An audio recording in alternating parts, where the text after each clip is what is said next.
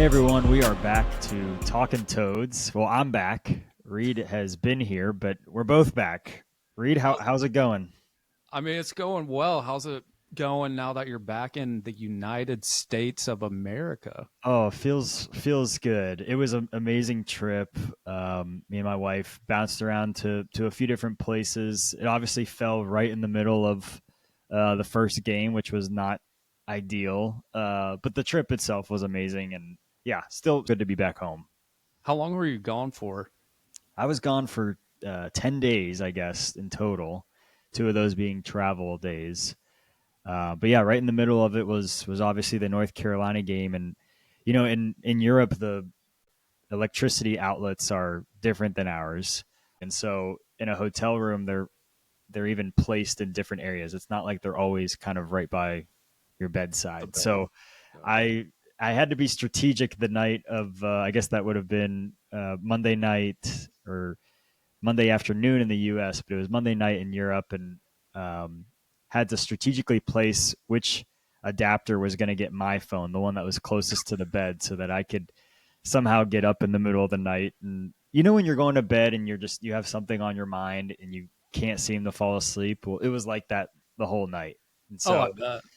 I did fall asleep before kickoff, but I did wake up at one point, and I thought, you know what, I'm just gonna go get up and go check that phone. I Just mean, get a I was sneak peek in. exactly. I snuck over there, and man, it was exactly at halftime. So I saw the halftime score. I saw that we were up pretty comfortably, and I could see some of the highlights, and obviously the Bud Clark pick six was up there, and I was able to see that.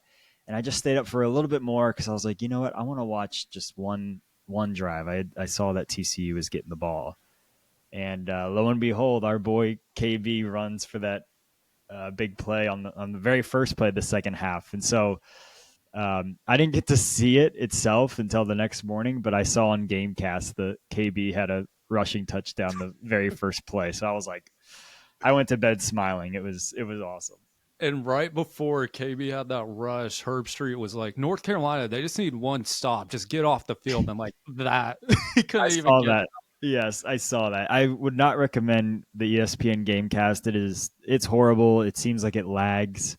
But man, it was, I don't know, 3 in the morning or 4 in the morning at that time, and I saw that KB had that big run. I was like, wow, You here we called go. it at the I start of the did. year. I did. People Well, I forget was gonna that. say it feels like it's been like 4 years since we've done a podcast together, and I'll say this as well: doing it solo is extremely hard. So, props to all the people who do that daily on like a radio show or TV or whatever they do. Because your boy was struggling.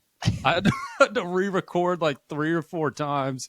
Granted, that was at like midnight or 1 a.m. right after the game. I'm like, I can't do this every week. If this was just a solo podcast, it'd be done within a week or two. Yeah, and you weren't feeling well. It was your flu game. I thought it was Right. great. I was able to listen to it the next day when we were riding a train to another city, and I was happy that you pulled it off. So good job. Thanks. Yeah, I had a nasty spider bite infection, and the antibiotics just destroyed me. So definitely a flu game, but we're past it. And by the way, I tried to teach at least five residents in Portugal what the horned frog sign looks like, and they didn't get it. So How? It's like super basic. yeah, even just explaining the college football, culture and all of that, it More of doesn't click for them. soccer fans, I'm Yeah, assuming. exactly, Yeah. exactly. But The yeah, man, grass fairies. that game was everything that we wanted to happen. I know that you talked about that too, but just dominant on all sides of the ball. I was super excited that truly not a single blemish, unless we're being super picky. Not a ton of blemishes to really talk about. It was just super sound football. Three out of the five captains scored a touchdown, which is pretty hilarious. Yep. Uh, I think Curtis probably could have gotten a touchdown had he stayed in the game there at the end.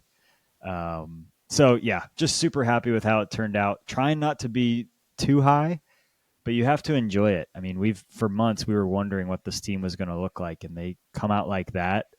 It's okay to have a little pep in your step, I think.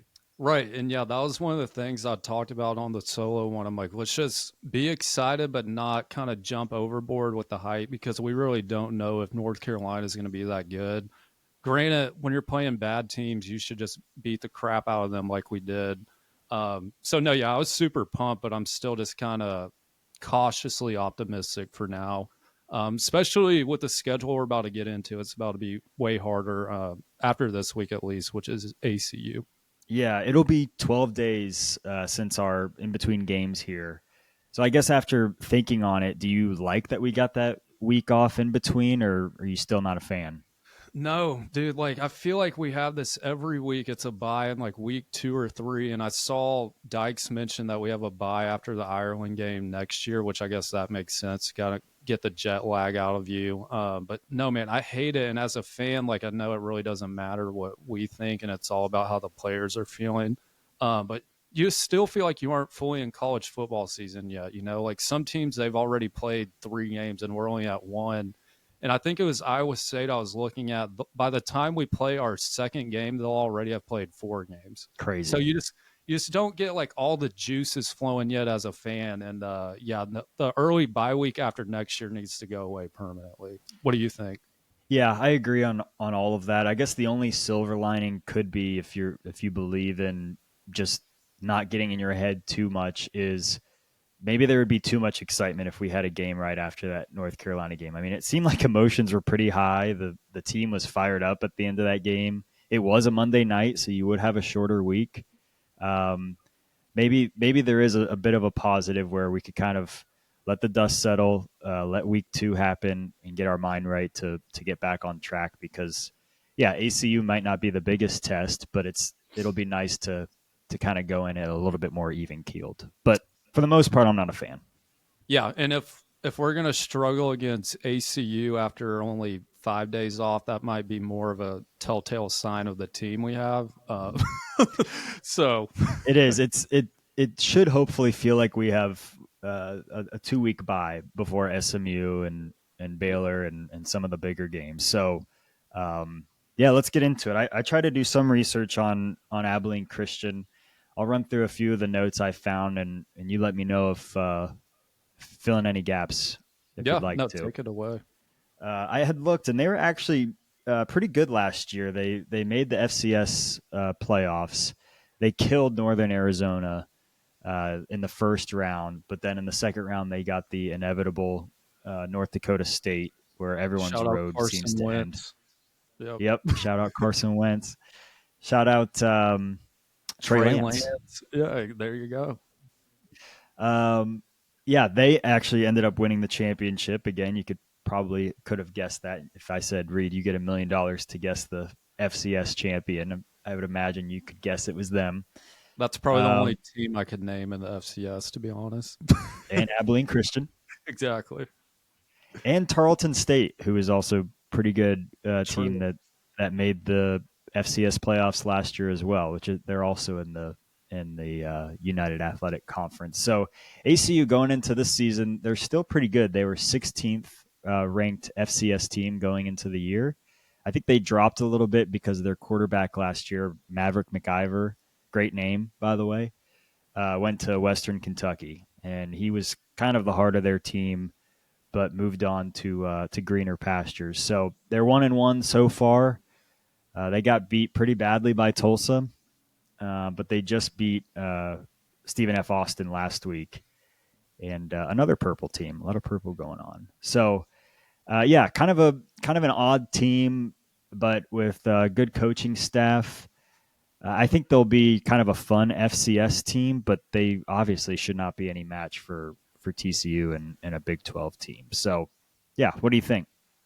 Yeah, no, I think the highlight here was, like you said, they almost beat Tech last year. And that Maverick McIver guy, when he was there last year, he actually was at Tech before then. So that might have been a little motivation for him. But Yeah, losing him to Western Kentucky, that just seems like a big blow to them. And like you said, there should be no reason to struggle against this team, in my opinion. And I'm going to be honest, I really don't know much about them because they're not a FBS team or in conference team. So, right. I don't know. As long as like the players aren't looking ahead, this shouldn't be an issue at all.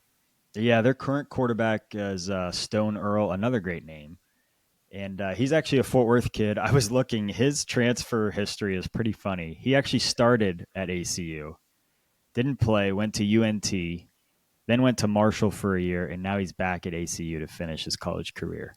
I wonder if he was at North Texas while our guy Chandler Morris was. Could have been locker room Maybe. buddies. Also, Stone Earl, that just sounds like a country singer, It like does. Red Dirt Country.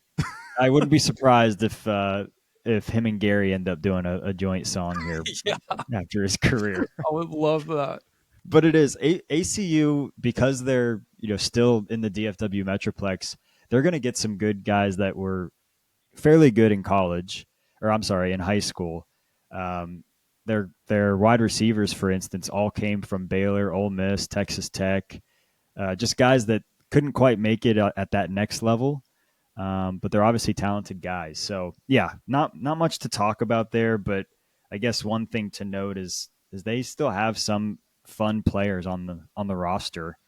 Um, but man, if we don't win by at least what 4 touchdowns, it's gonna be Higher.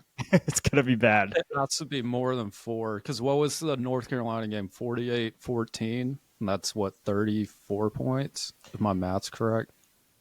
When what's your philosophy on how long a guy like Josh Hoover should be playing? Like, what is the gap in points that it has to be for him to be out of the game?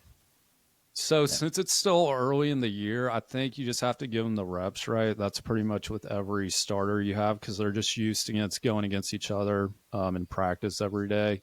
So I don't know. I think if we're up like 35 points at half, there's maybe have him like start a drive or two in the third, but that's it because he was in the game late, not late, but in the fourth quarter against North Carolina, and that freaked me out because the game was already out of hand. I'm like, I know we might be stat padding a little here with Hoover throwing the ball still, but it just takes one weird freak injury like rolling an ankle on a lineman while dropping back or you Right. name it. So I don't know. If it's like a 35-point lead, I'll take him out. So what do you think about that? Yeah, agreed. Get Ken Seals some reps. Um, and even some of the younger guys, our guy Jacoby Hayes, I would love to see him get some more reps. I wasn't able to catch how much action he got in the North Carolina game. I think he might have gotten thrown to once Yeah, for so most of the during the special. North Carolina game, like Ed Small, Jacoby Hayes, Terry Shelton, they probably got in a handful of snaps each, maybe 10 or so. And at that point, I don't even think we were throwing the ball. So, yeah, I'd love to see Small, Hayes, Shelton get a lot of playing time, and also Adam Schobel. Just see what he has. I know it's only against Abilene Christian, but just get his feet wet. And like we said, get Hoover comfortable, get him some reps, then Seal so he can get a drive or two, then throw in Schobel, probably fourth quarter. Yeah, this is that game where it's a late one. So if you're watching at home, you're hoping you can turn it off at halftime and enjoy your Saturday night, right? Are you You just going to the game? I will be. Are you going? Yeah, I think so. I'm going with my mom, which will be fun. So a little mom son date night. I love it. I love it. Yeah, we'll be there. The following week, SMU is to be determined, but yeah, we should do a little Well, meet and greet for all of our thousands of fans. I know, dude. The pictures would be nonstop. We're gonna have so many selfies if all of our fans see us. It's gonna be unbelievable. We Wait, can't I have a reveal our question location. for you. Why are you going to the ACU game but not SMU? Scheduling conflict. Oh, We here got we some. go. Yeah, me and my wife. We might have a birthday to go to. So, look, I'm Sounds not pretty super lame to not me. super happy to admit it. Okay, but Your friend or her friend, or is it like a combined friend? it's a work friend. So yeah, You? I'm Oh not yeah, super happy about it. yeah. Well, Not tell super. them to move their birthday next time. Well, and then now we just learned that SMU is an 11 a.m. game, which we all probably could have predicted. Um, so we'll see. I might be able to make it work. If SMU had won against Baylor, I think it would have been a night game because at that point, I don't know if we would have been ranked yet because that would only be North Carolina and ACU. But SMU probably would have been what 17 ish in the polls. So I Right. don't know. I feel like we would have been on ESPN night game, but of course they had to blow it against Baylor, and here we are for 11 a.m. again. Every year it's 11 a.m. with them. Every year. Every year. I actually can't think of a time where it wasn't. I'm just happy we aren't on the CW again. That was bad. Maybe that was was that an afternoon game? But yes, it was on the CW, so it doesn't even matter. Right. So I know like there's been a lot going on since you've been out in the Big 12 particularly. Is there like a team or two or player that kind of sticks out for you? Because the Big 12 has just been all over the place and a decent amount of it has been negative stuff towards a Big 12 team. Yeah, I think in general it's just been how much some of the teams that we thought were going to be juggernauts are not. Yeah. And it is early, and we have to play a handful of them. So I guess I'll hold my full thoughts. But yeah, the teams like K State, Arizona State, they just don't look like what we thought they were going to be. I never thought West Virginia was going to be good, but then seeing them lose to Ohio the way they did just solidified that for me. It makes that trip to Morgantown way less scary. And they just Um, lost their best running back. I forgot his name, but he's out for the year. and yep, injuries are starting to pile up. Really, aside from Iowa State, Texas Tech, we knew Utah would be really good, and ourselves. I feel like that's your top four right now, and it's really not even close, which is crazy to say. It's only about to be week 3. I want to pump the brakes a little bit, but it's really starting to become pretty clear. Yeah, and another team I think you might have skimmed past was Oklahoma State. They are just a complete shell of themselves. I know they went up to Eugene and Oregon was going to destroy them, but losing what was it 69-3, that just can't happen. Well, and at least Horrible. they lost worse to Oregon than what we did against Georgia. So maybe they can take like the all the what is it called? All the jokes from everyone in the country. So Oklahoma We State, I played feel like go ahead. we played Georgia. I don't remember. I don't Oh, remember good that. point. Yeah, I don't know what I'm talking about. But this has to be Gundy's last year, right? It kind of feels It like a has. GP situation where it just kind of run its course. I think that's exactly where it's headed. Obviously, feel for them and our boy Haas Haney for getting hurt. That obviously wouldn't have helped. It wouldn't have had them beat Oregon, but maybe not as bad had he been in the game. But yeah, you can just tell it's kind of a broken system. His time's run out, and now it's just a question of how long does he make it? You know, do they just play out this year? Yeah. But there's no doubt he's not the coach next year. No, for sure not. It'll be interesting to see who they hire. And K State, I know you mentioned them already, but they could potentially be 0-3 already. They obviously lost to Iowa State and Ireland. I know that game's weird every year. And they should have lost to North Dakota last week. Then they get beat by Army at home where they were 17-point favorites. So I don't know what their deal is. I know they couldn't get off the field on defense. I know triple option stuff is always hard to prepare for. But that game in Manhattan's starting to look a little bit easier. And like you said, I'm going to pump the brakes still just because we've only played one game. And Manhattan's always tricky for us. So K State and Arizona State. Arizona State, they had a hard loss to Mississippi State. That game could have gone either way because Mississippi State was in control for pretty much the first half. Then Arizona State really took control later on in the game. The Mississippi State had that what was it like a 70-yard touchdown on a busted coverage. So that atmosphere looked electric with all the cowbells and all the noise the fans have there. So I don't really give the Arizona State loss too much. I don't know negativity in my eyes because I still think they're a good team and they'll be near the top of the Big 12. And Iowa State, I know everyone's talking about them as being the best team, but I still don't see it for whatever reason. Like I don't fear them at all. Yeah, and that one helps because it's at home too. So that Yeah, automatically makes me feel much better. Arizona State and K State being away is still scary to me, but knowing that those two teams are beatable, someone else has done it, makes me feel a heck of a lot better. right. Um, Texas Tech is good, man. I know they've played nobody, but their offense looks pretty fun. You know, I people are saying, yeah, but they've played, Kent State and a bunch of nobodies. Well, what would you be saying if they were only winning by 3 touchdowns? Well, they're not. Exactly. They're And, killing it. and So they were struggling in those games last year. Like we mentioned, they almost lost to ACU last year. yeah, they're a good team. I would be scared to go to Lubbock this year. I would be, but maybe we meet them later on. Baylor. their offense is okay. Their quarterback is good. I hate to say it, but he is a good quarterback.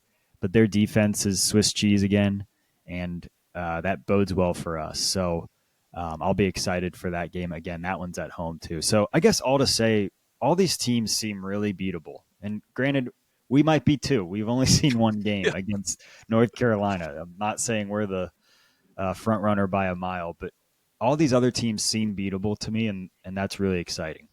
Yeah, for sure. And a team we really haven't talked about is BYU. And if you look at all the odds for the rest of our games, we're favored against literally everyone, and that's Arizona State, K State, Iowa State, even. And the team we're not favored against is actually BYU, which is interesting to think about. And they have that quarterback wearing 47, which still drives me nuts. Like, switch to a different number, dude. It's horrible. Yeah, that BYU game, I know I'll be there, and we have that prediction where it's going to be close, and maybe Lemmerman sends us home. I still do think that game will be close. Their defense is good. They haven't allowed a touchdown yet, which is crazy. Granted, it's just been Stanford and someone else I can't think of. Have you seen the Stanford quarterback? He has to be the worst quarterback in all of FBS. Is it their starter or was it the guy that played? Because I think the guy that played last week got hurt against Hawaii. No, it was the same dude. It's the same guy. Oh, He's the worst quarterback I've seen this year. And if you just search his name on Twitter, like during the game, it's like, this guy is terrible. Like, how is he out there for a Power Four team? I'm like, I know. He's god awful. he's not the guy that we played down to the wire last year, is it? No, I think that guy went to Auburn, I want to say. But yeah, Oh, this see, he's dude, really good. yeah. Well, no, the guy that we played last year went to Auburn. Exactly. I'm saying, see, we struggled against the. Oh, right, right. I see what you're saying. And it's weird because Andrew Luck is like the Stanford GM now, and he can't find a comparable quarterback. Yeah, man. It's yeah, the landscape of the Big 12 is interesting as we knew it would be. I'm just happy to see that teams look beatable, but that BYU game is no doubt going to be a game that is a white knuckle ride. I just there's no doubt about it. For sure. And it's nice that we're avoiding both Utah and Tech this year. It So, is. That makes it a little bit easier. Man, Utah's a good team. They're just always kind of annoying, aren't they? yeah, and their quarterback they brought in from New Mexico, he's a stud. I could see him being like a Heisman favorite later on this year. Yeah, I yeah. think Devin Dampier's his name. What else do we have for college football landscape in general? What do you think of some of the other teams outside of the Big 12? Has there been any big surprises or things that maybe you did see coming? You gave me crap about this pick week one, but I Yeah. told you Florida State. I didn't say they were going to beat Alabama, but boy, is Alabama a mess right now. I was definitely, yeah, hand up, totally wrong on that one. I just didn't think that Castellanos kid was that great. And I thought he was kind of a cancer in the locker room, but man, they seem to be rallying around him, and that was a heck of a win. Yeah, he's a stud. And the ACC in general, I feel like that whole conference hasn't looked great. Clemson, they struggled against Troy last week. They were down 16-3 or 6 at half, and they came back and won. SMU just completely blew it to Baylor, and their defense doesn't look anything special either. So I think the ACC might be down a little bit this year, but granted, you have Miami who had that big win against Notre Dame. Um, so, yeah, the ACC and Big 12, I think, are definitely the third and fourth best conferences behind the Big 10 and SEC. Yeah, which we always kind of knew. We just needed to see how it exactly shook out. Are you paying attention to the AP poll and how? I mean, I don't think TCU should be in the top 25 yet. It's only been one game. I know that they're getting votes, but are you? Does that even bother you at this point? I think most fans are just not even looking at it until. No, if anything, like the longer the better that we aren't in the poll, I think that just gives the players more motivation. Granted, like we want to win all those games, but like maybe around 3 or 4 wins, we finally get in. But yeah, I could care less about it. What about you? Yeah, agreed. Especially now that we know that it doesn't hold a ton of weight when it comes time for the playoff rankings. It's kind Yeah. of just something to have as a sticker at this point in the season. So, yeah, I agree. I want to keep flying a little bit under the radar. I have a feeling if we beat SMU, depending on how we beat them, if we beat them, that's when we would get ranked, which is fine. Um, and then yeah, and then the pressure's on because once you get that sticker on there of being potentially undefeated in a top 25 team, then you're going to get everyone's best effort. Yeah, the bullseye will be on you. And if we do get ranked after the SMU game, I'm sure Arizona State and Kenny Dillingham will make that a well-known thing, and he'll have their guys motivated. Just beating another team after they got embarrassed by Mississippi State. Our ex friends in the SEC now, Texas and OU. How do you think they're looking? How do you think Arch looks? OU and Mateer look good. I mean, what are your thoughts on those two ex Big 12 teams? OU better be careful with running Mateer that much because he took some massive hits against Michigan. I think he's a stud. He reminds me of Baker in a way. He can use his legs and obviously super accurate too. Yep. They can't be running him like that all year because in the SEC you're going to face some big boys up front. I don't know what their schedule is. I'm assuming it's hard, but those D linemen don't play around in that conference, and they'll hit you hard if they need to for sure. Then Arch, on the other hand, I think he's just still young. I think he'll be fine. And he really didn't have that great of a competition in his high school days. So, and he lost by what, 7 on the road against Ohio State.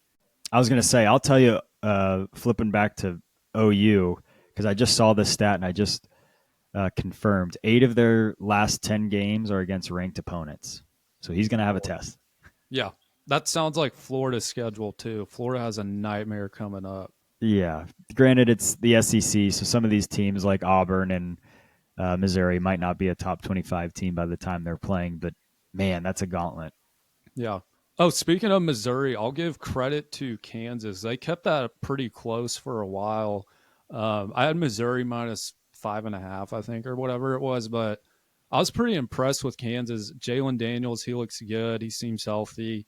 Their defense, I feel like we say this about every Big 12 defense. There's just not a good one. No. So, and that's another team we avoid this year is Kansas. So that might be a good thing. Agreed. I don't think Kansas is a great team, but they're not a bad team. And I Yeah. know that they would give us fits. It's always Kansas that gives us fits. Kansas and West Virginia are the two I feel like are always giving us fits. Yeah, so agreed. I tend to like to avoid them. Um, Wish we got Oklahoma State this year now, but I'll take kind of who we avoided because by avoiding Utah, Kansas, Tech. and Tech, I'll take that because they're just man, they're kind of pesky those 3 teams. Yeah. So. Did you see what Dion did with his quarterbacks? Yeah, I was texting some Colorado friends on what their thoughts are on that because yeah, you got 3 quarterbacks that probably think they should be the guy. And now he puts in their third string. Is it Staub? Is that how you say his last name? Yeah. And now it sounds like they're potentially rolling with him for the following week. So I'm a bit confused, and maybe there's more to the story that we're not hearing. Yeah, because you bring in a guy from Liberty who I thought would be the clear cut starter, which he was for the first 2 weeks. Then you also have that highly recruited freshman. So Salter, I don't know what he's thinking by putting in the third string guy, but I thought that was interesting. especially in this day and age of NIL and the transfer portal being wide open. I mean, there's no doubt it's already crossed Salter's mind, right? People can For say, sure. "Oh, he's bought into the program." Dude, guarantee that kid is already thinking about where he could potentially start because it's too easy now. It's too easy to do it. Yeah, and you saw with that UNLV kid last year, Matthew Sluka, I think he's with JMU now. All of his payments and stuff or whatever, I don't know if it was a playing time deal or whatnot it might be, but he like redshirted after playing 4 years because he wanted to keep another year of eligibility. So I wonder if that Salter kid will be thinking the same thing and going to a different school next year. Yep. How is his? I wonder how his brother's doing. The ex frog that went I over don't there. think he plays that much. Really? Yeah. So There you go.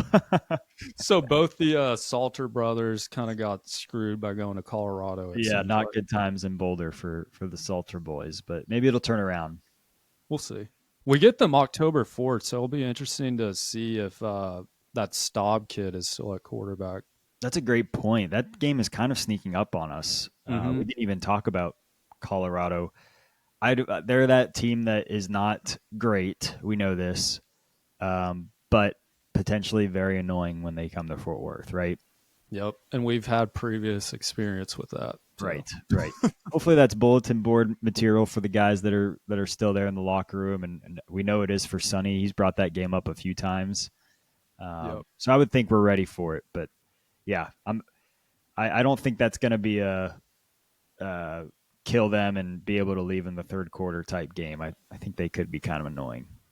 Yeah, or we just could beat every team by 50 and get Right. Hoover out by the It's going to be fourth. that easy, though. Did you watch North Carolina's game last week against Charlotte just to see if potentially they're I'm any better? sorry. I'm sorry. You couldn't pay me to watch that team again, Yeah. especially against Charlotte. Hard pass on that. Maybe if it was like FSU or someone good, I would watch, but that offense was just abysmal to watch, dude. Like, I know you were in Spain or walking around all of Europe, wherever you were. But yeah, man, that was tough to watch, but our defense looked great. I know. I was bummed that I did miss it live because it's the exact game that I would have. Every fan wants to be able to witness because we just dominated on everything, and yeah, not fun for North Carolina. I'm sure I know, but um, I did not watch the North Carolina Charlotte game, but I did peek over just to see what it was like because I was interested. I was like, man, if North Carolina kills a bad Charlotte team like 70-10, like that says something. But also, True. if they struggle and win 20-14, that says something too. Well, they beat them 20-3, so probably doesn't really say much. But that offense is anemic, it seems. Do you ever, I don't know if this is a case for you, but like whenever you're watching a game at home, do you ever like get up and like make nachos or like do something else? Oh yeah, Oh, for me, like whenever I'm watching a game, I'm usually on the couch, like locked in, and I'll like order pizza or whatever. During the North Carolina game, I was just like up, moving around, like doing chores, like laissez making faire. nachos, like I said. Like that game just wasn't even interesting. I'm like, the boys are gonna blow them out. We're chilling, so I'm gonna do some chores while we're at it. Yeah, no, it's the dream. It's the dream to be able to sleepwalk a week one win in the way we did, and we know that it was highly viewed at ESPN, game day, all that fun stuff, all the celebrities in the house. It was exactly the jump start that we needed. So, um, sorry you were bored, but that sounds awesome. No, I'll take it any day of the week. All right, so should we move on to our five best bets of the week? We kind of agreed that we would follow the TCU schedule, so we didn't do this last week. Obviously, we did week one. What were the results of week one again? I know you had that written down Yes, somewhere. yes. So I went 3-2, and you went 2-3. So overall, we're at 500 combined. That's pretty good. That's really good. So we'll do week three this week, obviously, and we'll just keep it going. And I think just looking at our notes real quick, I think we did all different games, which is good. I was I like gonna. You have a game on there that I was gonna pick the opposite. So I'll go ahead and let you get started. that. Okay, you gonna tell me which one it is, or should I just go through all of them and you let me know at the end? You go through one by one, and whatever one you think while you're talking about it, you mention or you guess if it's that one. Okay, let me just preface by saying I don't love any of these. Okay, still feels way too early, and these lines are they give me the heebie-jeebies. All right, Kansas State, they're 1.5 point favorites against Arizona. I think they cover that. I think they beat. I can't imagine that they don't. I I know Kansas State's not good, but I'm going with them over Arizona because I think Arizona is really bad. So Kansas State's going to cover 1.5. And side note, that's a non-conference game, which is weird. Super weird. Doesn't make any sense. Next, Clemson and Georgia Tech. Clemson is a 3.5 point favorite. I know people. Oh, you're giving a smirk. I expect them to cover 3.5 again, just because of that line is so weird. If it was 7.5, I wouldn't do it. But 3.5, I just think they can. I think they can do that. This is the one where we're different on. You're a Cade Klubnik hater, though, right? Yes, 100%, and I'll own it. And that game is at Clemson, correct? No, it's at Georgia Tech. Okay, that makes it a little bit more interesting.